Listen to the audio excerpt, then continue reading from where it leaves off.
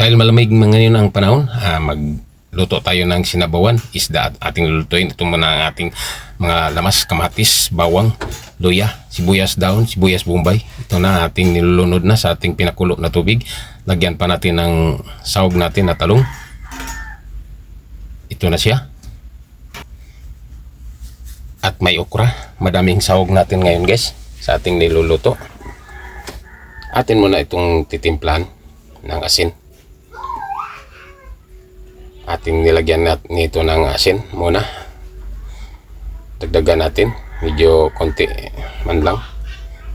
At may isda tayo na pangsahog natin sa ating niluluto na tinula. Ito na atin ang nilagay sa ating kawali, ang ginagayat natin na mga isda. Ito siya guys, panghigop natin ng mainit na sabaw kasi nga malamig ang panahon ngayon. Atin muna takpan.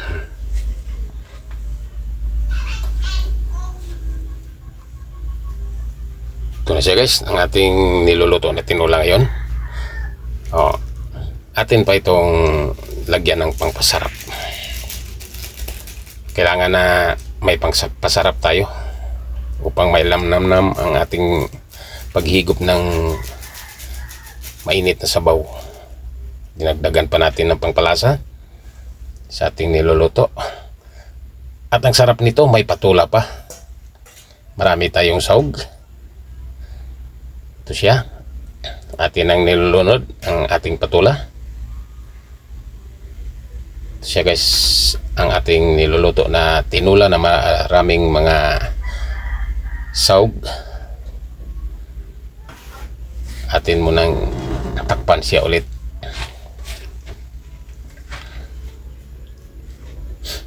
At may malunggay pa siya. Malunggay pang pahaba ng buhay. Ito naman ang ating nilulunod sa ating tinula na maraming sahog. Malunggay, okra, patula, at saka naman talong ang ating sahog sa ating niluluto na tinula na isda. Ito siya guys, ang isda natin, no? Luto na.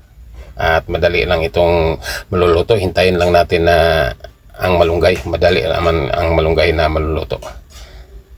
Ito siya, ang ating pangulam natin ngayon, tinola na maraming mga sahog.